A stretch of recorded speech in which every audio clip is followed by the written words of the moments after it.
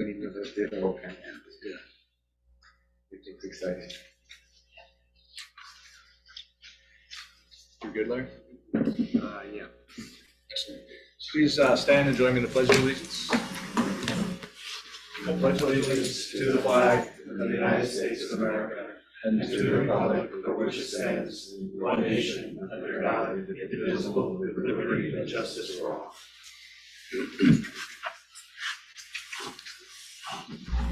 I'm trying to think, I don't think I have any other announcements other than the checks. Anybody have any announcements? Not really heard. So we had a couple checks over $25,000. The first one was to Griffin, Coogan, Suzer, and Organ PC. It was a certiorari settlement. That was from the general fund for $33,450.95. And then we had 3 checks going to Pacific Transglobal Corporation Construction for the clock tower repairs. One for $74,926.75. One was for $73,283.08, and one was for $26,557.46. And that was it for announcements. And correspondence, we had 2 pieces of correspondence. One was from Irvington Neighbors Against Traffic, which I see some people here, so I don't know if you guys would rather talk about it. Otherwise, I can read the letter, and we had one. Whatever you prefer. We can get a chat a little bit about it. Yeah, it's up to you. I was just going to basically go over your 4 recommendations, which the 4 recommendations for the enhanced traffic study were to include a future scenario analysis consisting of a projection of future traffic volumes attributable to other planned potential developments that would add traffic to Broadway. Future scenarios should take into consideration, but not be limited to, properties in North Broadway MFO zone. Annual growth rate % increase also should be applied. Next was the enhanced traffic studies to include a future scenario analysis that assumes the implementation of New York State DOT's plan to modify Broadway and Irvington, as noted above. Serve to inform Irvington the viability and efficacy of New York State Route 9 project. The information can be shared with New York State in their efforts to finalize the modifications. Evaluation of key intersections in Irvington, i.e. the 5 intersections referenced in the traffic study, to be expanded include West Clinton, Sycamore, Riverview, Fargo, and Circle Drive. Also, as previous studies, the enhanced traffic study should include synchro-style traffic simulation modeling covering existing and future traffic scenarios, including a model of current roadway configurations, another model with New York State DOT plan modifications. The enhanced traffic study should expand the signal warrant to include a warrant analysis of Strawberry Lane, Sycamore Lane, Riverview, Fargo, and Circle Drive. I guess first we're going to share this with our traffic engineer. We haven't finalized the proposal yet.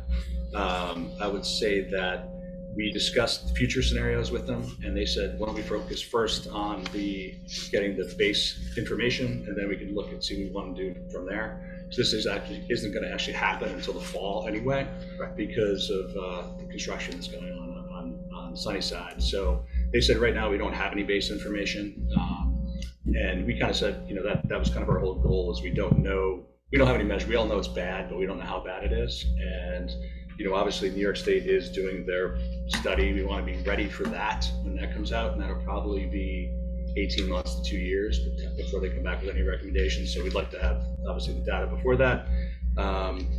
And also for any future efforts, we want to have at least a baseline now. It'd be great if we had it, say, every 5 or 10 years so we can see how things have changed. But so we want to get that information is the main thing. The key intersections, the warrant analysis, basically the reason we didn't include Riverview, Circle, Sycamore's only right turn only, and it's within 50 yards of a stoplight already. Same with Riverview Road, it's within like 20 yards. And then Circle Drive, they also thought was too close. So the first one that was viable was actually Strawberry Lane. So I think that's why that wasn't included, but we will send it to them again to take a look at it. But that was kind of our thoughts there. If you guys have anything else you want to add now? I'd just suggest that we finish correspondence and then we have a public comment, and I think that's a more appropriate time. Sure.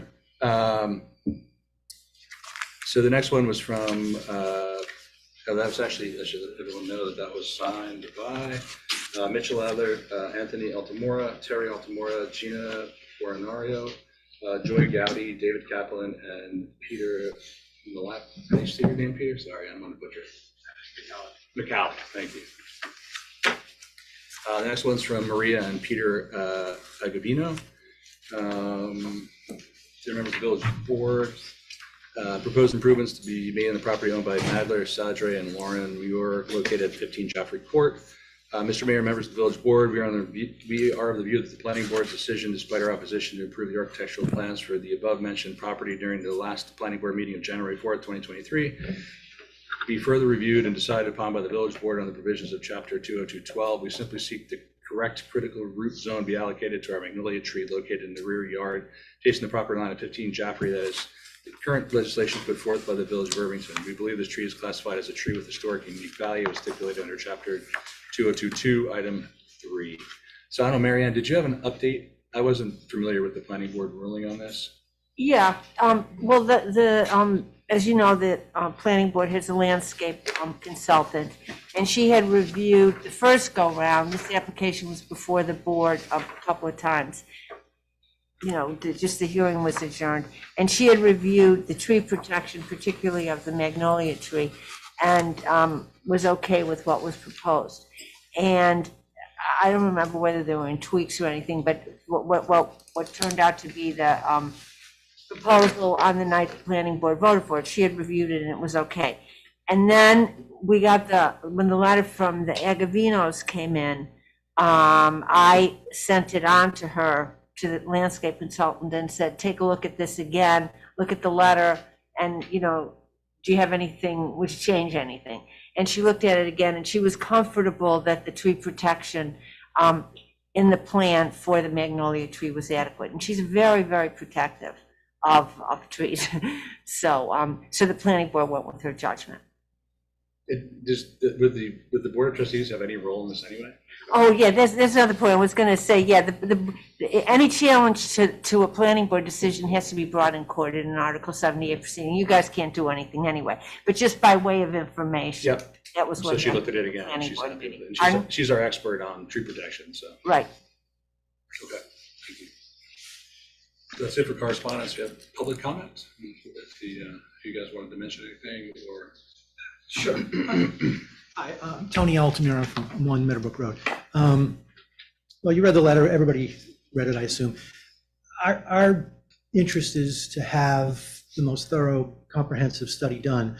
We think it's in everyone's best interest, the village and the residents, to make sure that if we're going to do a traffic study, that we do a comprehensive one that looks at current conditions, which we all need a baseline, we get that, but also looks at things that are likely to happen or could happen going forward, which could adversely impact traffic conditions, because that's our organization is about dealing with issues relating to traffic and safety and other concerns that are attendant to that. So when we looked at the proposal, we thought that it was a good place to start, but we have our own traffic expert, and we looked at it together with him, and we thought that it would be beneficial if we were to do a more enhanced study, which is why we put this letter together, and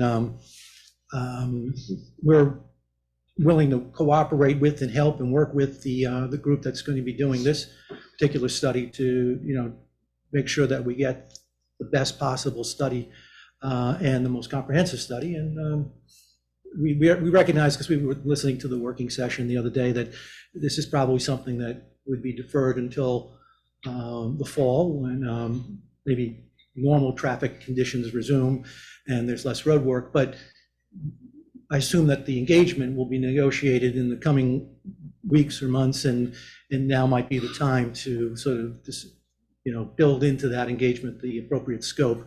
So that's why we brought it to your attention now. Great. I think one thing too is that I know you guys mentioned West Clinton. I believe the building inspector also thought that that'd be a good one to add. So I think we were going to add that. Also. Yeah, and I know from the discussion at the last working session that there's some work contemplated for South Astor perhaps, and we get that it has to wait until all that's done, and then you don't want to do it when the school's out. So the timing of it is less of an issue. To us, it's more about making sure that we have a study that is of the appropriate scope, so that we, we can all like look at it and understand and garner from it important information, and that'll guide us in a whole bunch of things that are going on, up and down Broadway. So that's why we wrote the letter. I'm secretly hoping that the timing of the lights is off as well, because that's like the one easy fix that the traffic consultants keep mentioning, so. Not promising, but just saying that it could be the kind of thing that she's seen intersections where you just change the time a little bit and it really is a They can make it palpable effect, but she said you never know, Mhm. And that's something that's happening even before we do this. They just basically foil New York State for all the timing of the lights, and then they can analyze it. So that's kind of interesting, almost like pre-study activity that's going on. We're just concerned about, there are new traffic concerns that develop all the time. Like we were just talking about this earlier. With all of the deliveries that take place now from places like Amazon, where you have essentially passenger vehicles modified to be delivery trucks, stopping on the middle of Broadway and causing all kinds of traffic issues. And part of this analysis will probably be, we'll have to take that into account, and maybe there's something that the board, I don't know if you're permitted to make rules around, where those kinds of trucks can stop and where they can't stop and things like that. But those are all things that I think will be. I guess a lot of what they're doing now is already covered under existing law that they shouldn't be doing. So as you say, they don't park, they stop. Yeah, they flash and they get out. And I almost got in an accident heading southbound on Broadway where someone stopped an Amazon truck between Meadowbrook Road, where I live, and Fargo Lane. There was no southbound traffic, so I moved out into the left lane to start to advance, and someone came flying out of Fargo Lane to make a left. And it's like, because that vehicle was big enough to block the everyone's visibility, it was scary They do the proposition. same thing on Main Street, and it's, in the morning, it's chaos already. So we just want to reiterate that we're prepared to assist in any way possible with your thinking around the scope of this, and those are in our letter the key items that we think are worthy of additional consideration to create an enhanced study. But we're perfectly willing to have a dialogue around this and have our traffic expert interact with your guys and figure out what the right scope is to achieve the best result. So we'll share the letter with our consultant, and if they have questions, we'll have them reach out. Thank you. Thanks. Thanks, Tony. Thank you. Any other public comment? I do online, so Okay. whenever you're ready. Sure. All right. I believe it's Maria Agavino.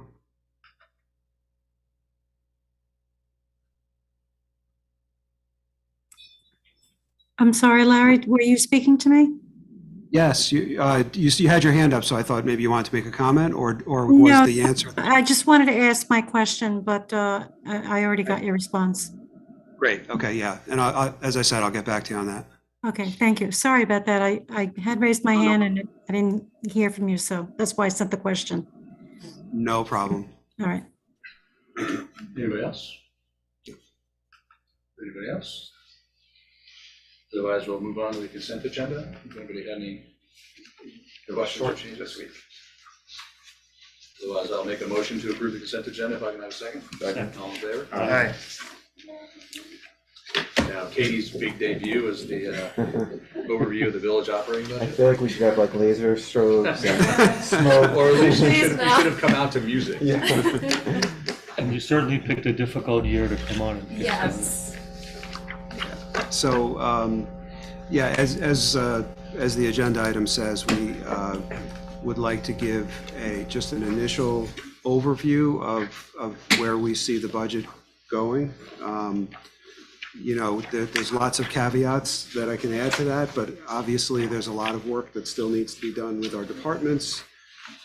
There's still revenue estimates that are, undetermined and will be determined over the coming months. But we have, and Katie has spent a lot of time trying to identify the line items that we know about and put a number to that so that you have a context, a full context of what the upcoming year is looking like. so that when you have the departments come in, which is going to begin at the next meeting, I think, right, on the 3rd or Yes. the first meeting of February. So when those departments come in. February 6th. 6th, thanks. You have a context of what the overall picture looks like. So we thought that was important to know. So with that, I'm actually going to put up on the screen, at least for the public, and if you want to follow along up there, it's attached to the agenda as well, just the outline spreadsheet of where things are going. Do I have that electronically attached to the? It's attached to the agenda, yeah. Yeah, I have Yep. So. 2 different docs open, so. I think Yeah, you don't have to wait for me, but anyway. Okay, Yeah. I'll get started. Yeah, So the first and biggest number on here is salaries, which in my initial calculations, we have increasing about $421,621, and that's made up of several components. That's the police contract, which we have the 2.5% contractual increase that's set in there. So we know what those numbers would be. And then the CSEA contract expires on 5/31/23, so we don't know what the percentage increase is going to be on that. So we have a ballpark figure put aside in contingency for that number. And then in also including there for the police, a big piece of that is the step increases. There were about 4 officers going from grade 2 to grade 1, which adds a big amount of money in there. And then there's also the CSEA step increases. so on this, just so you know, on the salary, we're not trying to be elusive on any of this, but the assumed salary increases are set aside, and there are a number that we can share with you in executive session. For negotiating purposes, we don't share that publicly, but we do have money set aside, and it'll be subject to future negotiation.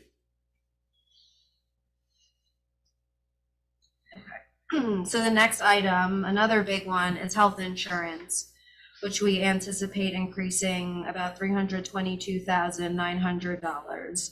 So the rates for the health insurance come out every January. So for the 7 months of the budget, we know what the rates are going to be. So we're able to project that out. And then for the remaining 5 months, since this year the rates increased about 14.91% for a family plan, and individual rates increased about 12.45% for the individual plan. I used an estimate of 12% for next year. And this is already on top of last year's increases of 12.7% for the family and 11.28% for the individual. So the net impact of that is approximately the $323,000. So that's for the health insurance. And then retirement is in a similar situation. The impact of that is about $98,000. And for that too, the non-police rates, the tier 4, which most people fall in at this point, the rates increase from 13% to 14.9%. So that's the amount that we have to pay the retirement system on every dollar in their salary. And then the police rates increase from 29% to 30.4%. And there were slight changes last year from the tiers. The tier 2 and tier 4 decreased a little bit, and the newer tiers increased a little bit, which helped out the balance of the salaries and the percentages. But the total impact is about an increase of $98,000 in the general fund. And then I broke out the two, what we anticipate the police contribution to be on the bill about $994,000, and then non-police $585,000. So a quick word of caution on this. So the contribution rates are directly impacted by the investment returns by the state controller on the retirement system funds. So the state controller has custody of all the funds, invests those. It's one of the largest in the country, as you can imagine. Probably California tops us, but New York is very large. There's an assumed rate of return on that common retirement fund, which is, I think, 7.5% or 7%. It's a big number. It's something that we all would probably salivate over if we could earn that on an annual basis on our funds. And when they fall short, our contribution rates go up to make up for it. When they exceed that, they often will back off. The rate that we're looking at now includes a dip in assets from, it's valued at April 1st every year. So it includes a dip in assets from April 1st, 2020. It's kind of a 3-year average. Obviously, there was an increase to April 21, a good hefty return, but it doesn't include the dip in assets that just happened, most of the dip in assets that happened this past year, 22. So this rate's been set for a little less than a year now. So what happened in 22, if it continues and carries forward, will be another dip in assets that we will probably have to make up for in next year's budget. So just figured I'd deliver some happy news there.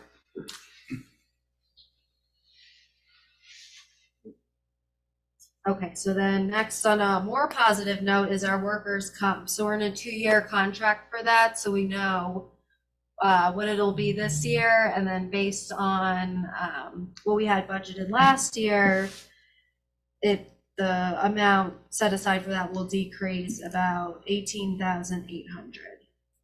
And then the FICA increase number I have here is just the 7.65 FICA percentage multiplied by the other salary increases that we have already.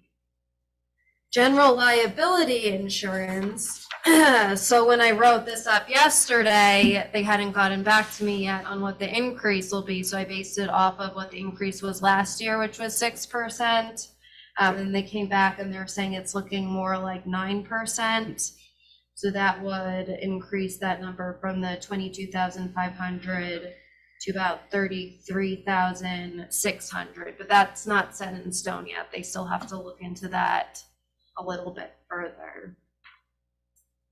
And then debt service, which we've previously talked about, is mainly due to our ban interest. Last year, our borrowing rate was 0.4% compared to 4.01% this year, which will result in an increase of $315,750 in increased ban payments, which is offset a little bit because our serial bond payments are going down as they mature. Katie, just a quick Yeah. question. You had made a note for us earlier that 300,000 was almost evenly split between principal and interest. Yes, the 155,750 interest and then Right, I was just curious because 160,000 it seems, principal. is a lot of this older borrowing that we've already paid off significant interest? Usually, in the beginning, it's almost all interest and very little principal. So the bans are 1-year borrowings. Right, so how many years is this going back since we When we did our started, last major bond? The last major bond was in 2019. So, so that sort of 4 years worth of bans. yeah. So Got within the next year or so, we'll be needing to issue bonds. We're not anxious to run out right now, No, I wouldn't think so. but there is going to be a point where we'll have to, and there's no, you can't play the market on that. When you borrow short term, you can only do it for 5 years, and at 5 years you either pay it off or you issue bonds. So, one of the thoughts and one of the maybe natural questions might be, well, wouldn't it have been nice to issue long-term bonds while the interest rates were low? And that's exactly what we did in 2019. Now, we didn't do it in 21 because we didn't really have enough borrowings at that moment to justify issuing a whole bond issue, which is much more complicated, much more expensive. So And certainly, and then there was even a year where you skipped pretty much all of your borrowings, all of your capital projects were paid for. As a It contingent. was the year before last. So, so we didn't have the debt to even go out to issue permanent financing while the rates were low. Certainly now we wouldn't do it, and we'll see what happens next year, obviously. Thanks. Okay, so then on the opposite side, we have our revenue increases. On the, there'll be more detail on that on the department level when they present. But some of the initial ones we identified are cell tower revenue increasing 18,000 based on the current rates and the cell towers that we have commissioned. Sales tax, we see increasing 150,000, which is based on current spending levels minus a little bit in case spending kind of slows down. And then building revenues are exceeding their budget from last year. So we see those being able to be increased about 150,000. And just so you know, that 150,000 is kind of our initial estimate. I happen to think that that's quite conservative and probably could be increased more. But as you know, building revenues are highly economically sensitive. So one year you could have, 800,000, and the next year you could have 300,000 if there's no building activity. So we do have to be careful about that, about bumping it up too much. But I think this was a good start. I think there's probably room for more. So hopefully there's some flexibility built in there. But we need more time to really sit down and dig into it with the building inspector to understand what he sees. And of course you'll hear that from him directly, but anyway. Okay, so all these numbers put together gives us about an increase of 868,484. So our goal after we get all the departments numbers, we want to present a budget that's in compliance with the tax cap.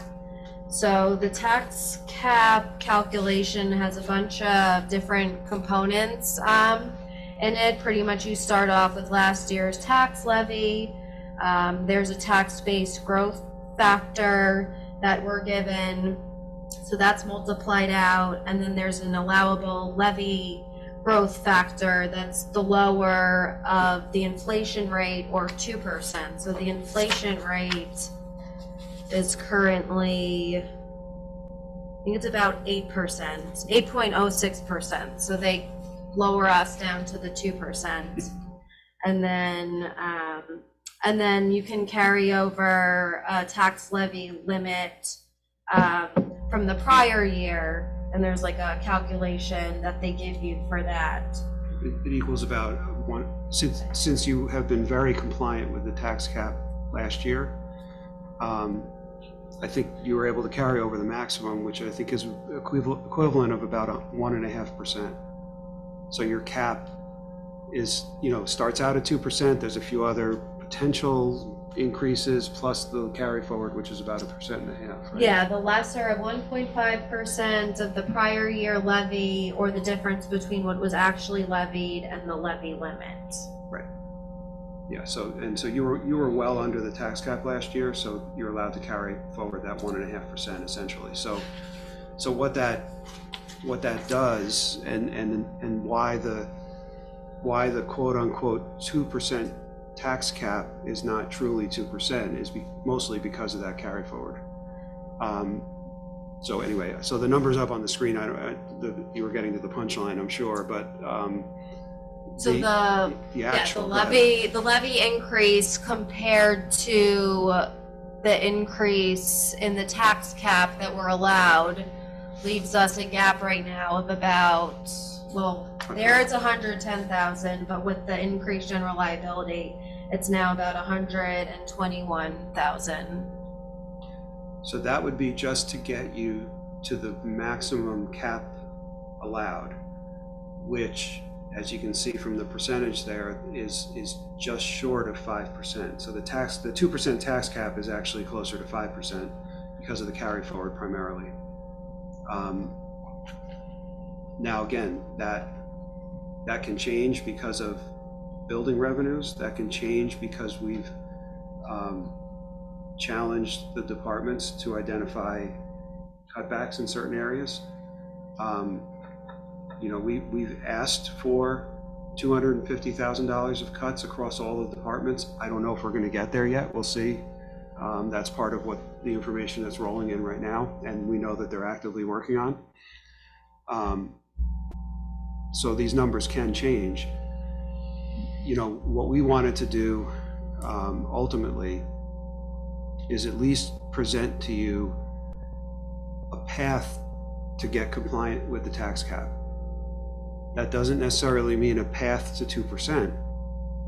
I mean, you can see what it's going to take to get down to 2%, but it's going to take a lot. But that's all up to you. We're not telling you which way to go with it. We're just trying to give you, that at least getting compliant with the tax cap, and then from there, we'll give you calculations on, if this, then that. If you cut this, then this is the result, or if you add this, then this is the result.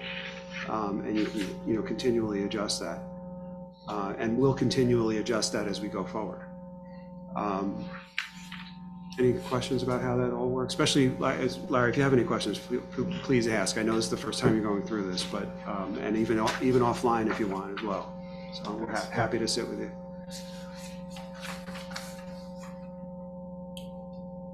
And this includes the expected 175,000 from contingency. Surplus, yeah. Mm-hmm. Yeah, the appropriation, but that's the same number that you've been appropriating all along, right? Right. Yeah, but we've made no no changes to that. Again, that's your purview. I always look at this night, and I know it's Katie's first one, but as kind of, it sets the tone for all of the future budget nights. And this one's obviously going to be a lot more difficult because we'll be talking about cutting as opposed to, what more can we add? I think we all start our wheels turning and things we might be able to cut back on. And I think that the good thing is that our department heads are pretty good now at trying to figure out ways to find cuts. And we haven't, the last 2 years, had to really hold them to the grindstone, so to speak. So hopefully we can find some. I think this is always helpful just because it kind of sets the mindset and the overall kind of approach. Even though this is, obviously a little painful this year, but we will get there. And I'm confident we'll be able to whittle away at that number and get it to be something that we can all live with. I mean, I do think that one of the things we always talked about was targeting kind of the rate of inflation. And, if you want to, depending on which number you want to use, 7, 8, 6.15, I think it was the last one. But I always thought that it was going to be very interesting to see with the 2% tax levy cap, when inflation, we had basically between 0 and 2% inflation the entire time it's been a thing. When inflation was 10, 12, 15% earlier, even if it was for a brief period, to me, this was like when, it sounded great on paper. Is it really going to make sense now? Because, if prices continue at 6, 7, 8%, how can you possibly keep it at 2% and have the same services? The math doesn't work. It's just math. So it's going to be interesting to see how this all plays out. But I'm guessing this is going to be one of the first years where people are going to be contemplating going over the 2% tax levy cap. I'm hopeful that the 2% name is obviously a misnomer, but I'm hopeful that we can at least get it below that. Obviously, I have a lot of wood to chop, but I think this is about as early as we could have gotten the information. So we appreciate getting it in a nice, clearly presented way as well. Yeah, it's as you said, I called it context, you called it tone, but it definitely sets up for the discussions that you're going to have. It's very different when someone's asking for, $25,000 for some new initiative in their department. It's very different when you have the backdrop of last year, which was much easier budget compared to this year. So you have to look at that much more closely. So Not that you don't look at it closely, but it No, certainly but it's, takes yeah. even more scrutiny. So, But one thing I forgot to mention in the announcements was that February is kind of a bit of an odd month because of the holiday again. Our meetings are actually on the 6th, the 15th, and the 23rd, I believe. So I just wanted to kind of remind everyone that those were the dates that I had in my calendar. right, and I think there was a suggestion that the one on the 23rd, I think that might be vacation week, It is, yeah. but there was a discussion amongst the board about possibly moving that. But if you move it another week, that's okay, but everyone's got to be available, obviously, but. Yeah, and I think we kind of punted that decision until we got closer. Yeah. And I think we can still kind of punt it. I think now is probably the time we can really look and say, like, I wasn't sure if I'm going to be around, for instance. I think Arlene might be away, but, so But we do have the remote capability, which would help. my guess is we'll be deep in the budget then anyway, so that'll probably be a one-tone kind of note that night anyway. We'll see, yeah. And right now, that's scheduled on the 23rd. 23rd, yeah, because the 20th is President's Day. Correct. So we would move that to the Thursday. Okay, so no change to that at this point, but we'll keep an eye on it. If there's a logical date to move it to, we will. If not, we'll keep it that night. If anybody knows, like now, Larry or Mitch, that you're definitely not going to be I'm around. definitely not gonna be here then. Well, I could probably do something remotely, but I won't be in person. Okay. I'll be in person. How many people can be remote for a meeting? Is it one or two? 2 is the most, right? You need a quorum here, right? So 2, as long as everyone else is available, yeah. Yeah, Well, I'm around on the 23rd. Yeah, so we have. I'm three- also around on the 27th if we wanted to move it to the Monday. Right. Yeah, that works for me too. Yeah, it's hard. I don't know if there's any other. It's harder because that might be architectural review board night if it's the 4th Monday. Yeah, It is the fourth Monday. I'm looking at the calendar. So it gets a little bit complicated. Well, if the three of us are here, and then the other two can remote in. Right. Yeah, and before or after, I'm happy to catch up with anyone. Yeah, about and I think, we can kind of keep the agenda relatively light, if we have Yeah. someone, a department present or something, like it's something that can be watched after the fact, probably. Right.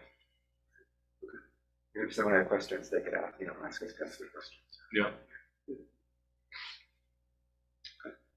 But otherwise, thank you, and Thank you, Jim. Brenda left right at the right time. She did. And she knew it too. Yeah, exactly.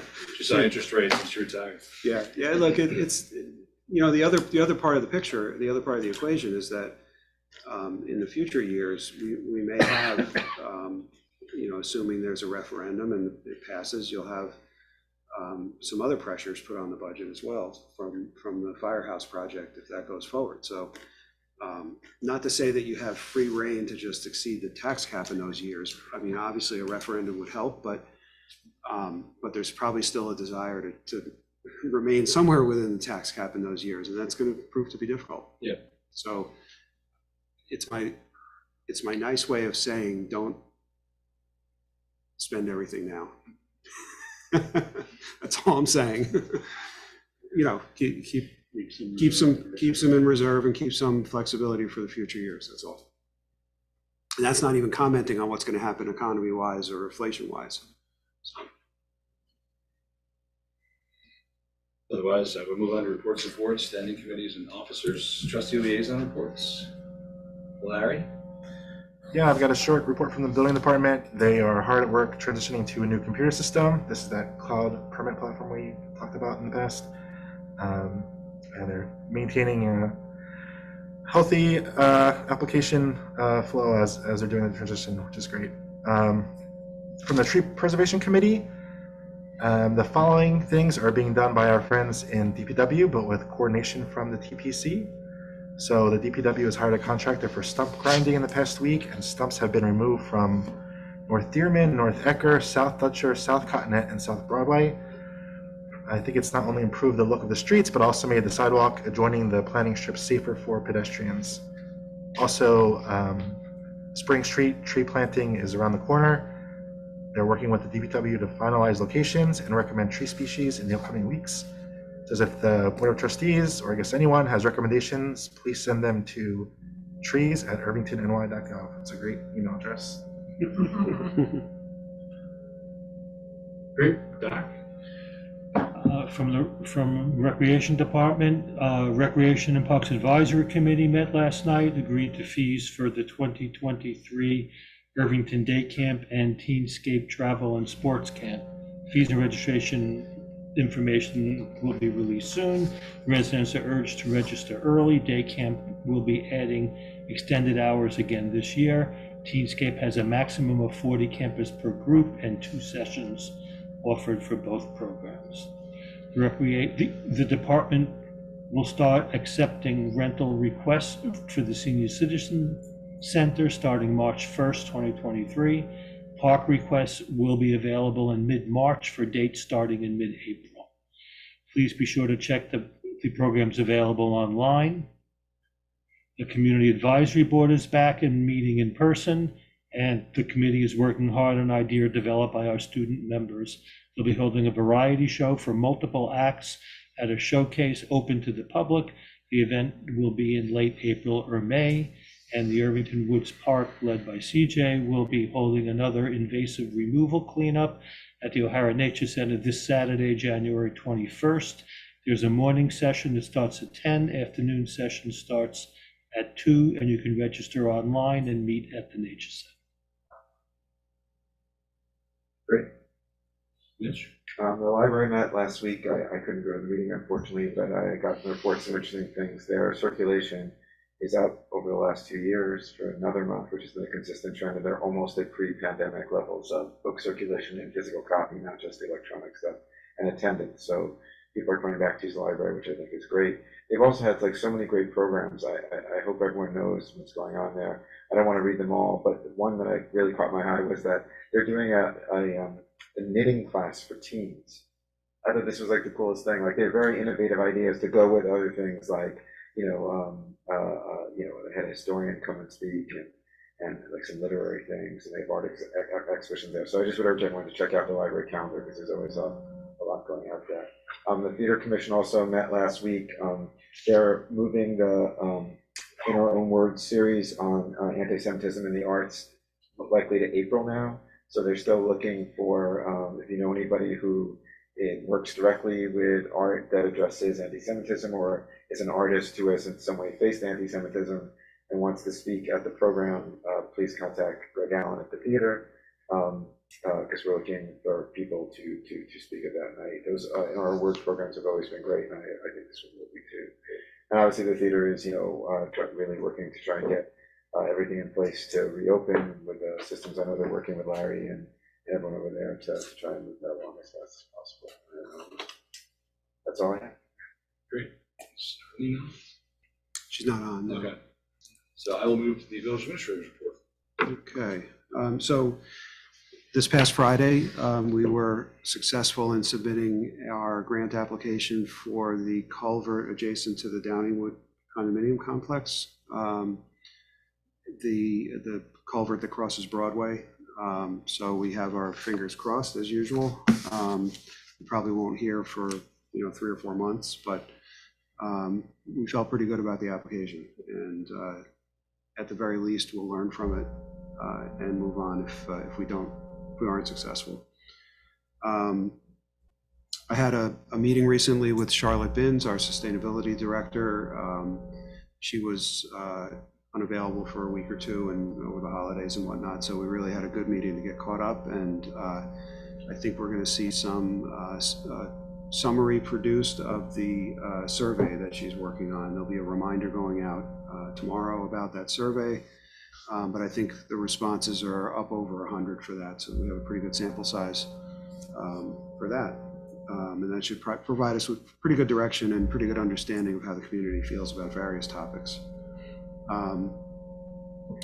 Today we had an interesting meeting with a consultant from the Irvington School District. It was the Mayor Smith, Joe Archino, and I participated in a focus group that was contributing to their formulation of a strategic plan, or an update of their strategic plan. So they were interested in hearing a village perspective and asked to meet with the three of us. So it was a good meeting. You know, we said a lot of things and he took a lot of notes. So we'll see what comes of it. But there's apparently nearly 20 focus groups, different focus groups that they've met with across the community. So they're really reaching out for a lot of input. And the last thing is that I hope maybe as early as the next board meeting to have some concrete documents regarding relating to the use of the ARPA funds for premium pay. And so I think we have a framework of an agreement. We just need to get it written up and, you know, approved by our attorney, and not this attorney, but our labor attorney, and that'll come in front of you at that point. That's it. Great. Village clerk treasurer's report, I'm guessing you. Yeah, nothing additional. Right, any more good news? Yeah, did you find any more money in the last 10 minutes? Village attorney's report? Public comment?